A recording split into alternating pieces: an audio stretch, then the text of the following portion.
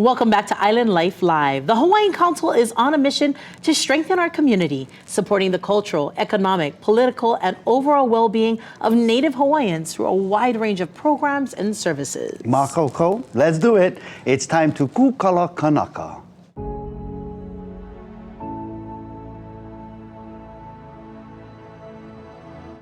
And joining us from the Hawaiian Council, I'm sorry, sis, is that your line? Okay. That's all good. You can steal it.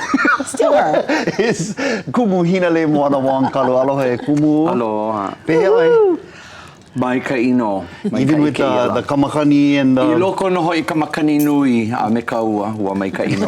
Yeah, mai kaino. Aye. All right, not only are we celebrating Mahina ōlelo Hawaiʻi, Hawaiian Language Month, we are also celebrating the birth month of one of our favorite aliʻi. Please enlighten us. Keia no la eva nohoi, the 9th of this month. Kalaha no. Ai, keia langa. Wow.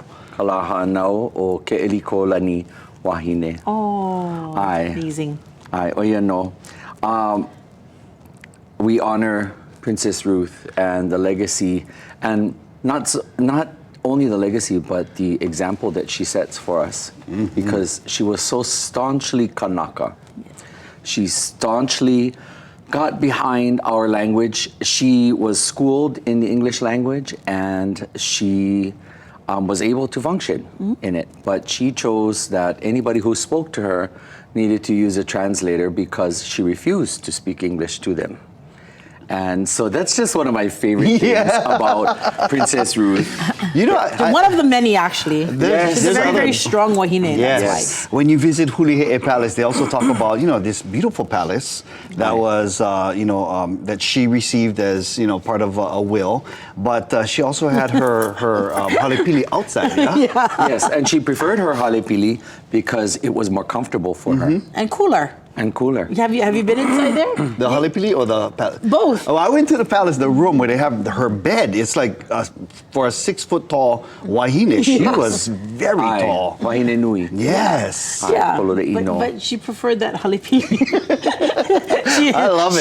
She was tira. She was. Yes. Like, is there any more about Princess Ruth that you would love to share with us? Well, Princess Ruth inspires me because in today's current time, it's so easy for our Kanaka to be lost in the sea of everything that surrounds us politically.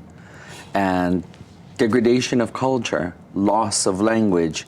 And when we look at the external forces that come to us by our own political context, our existence here, we should look to Princess Ruth. And we should look to her for her example of digging deep, not only in language, but in our cultural roots and our heritage. And we need to look from within our culture and not necessarily keep leaning towards the outside.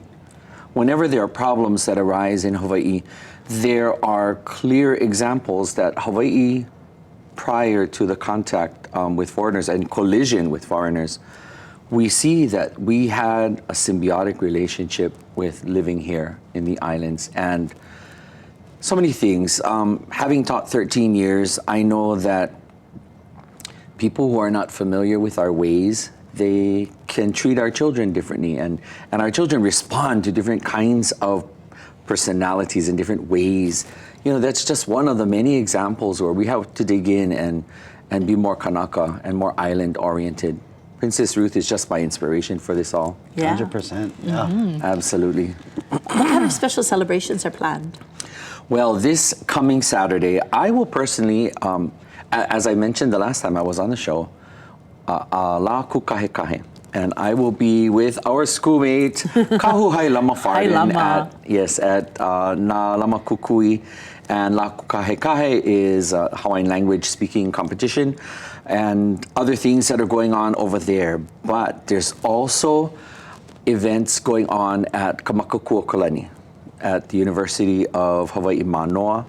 And from 9 to 1:30, there will be workshops on the Kumulipo. So if you're interested, you can come and check out the workshops provided by Kumu Kamuela Chan and Kumu Kalei Nuuhiva, Kumu Kapono Ai Molitau, kumu Mehanaokala Hind, who we are missing today, and kumu kalani akana. Wow. And then after that, from 5 o'clock on is going to be the oli competition, of which I know kumu Mehanaokala has an entrant or two. Yeah, Nice. so we can look forward to that. I'm going to try to head on over after la kūkahekahe. But I think it's great, you know, at one time I used to think, oh my gosh, how am I going to do this? You know, there's this event and that event.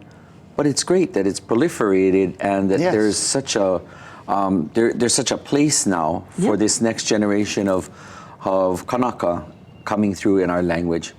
And I dare say I should put in a shameless plug that I think that everyone who lives in Hawaii should learn our language. Yeah. It would be so if we went to China, Japan, you know, Italy, anywhere in the world. It would be the go, expectation. You're expected to learn the language and culture. And there's so many ways to connect and learn our ōlelo Hawaiʻi. Mahina ōlelo Hawaiʻi.org. Mehanaokala for events and kanaokana.net for those resources to learn the language. And waiʻolahawaii.org if you want to sign up and take one of the Kumulipo classes. Oh, This my coming Saturday. Mahalo nui. Hi. Thank you so much. Hinaleimoana Wong-Kalu of Hawaiian Council. This is Kūkala Kanaka. Mahalo.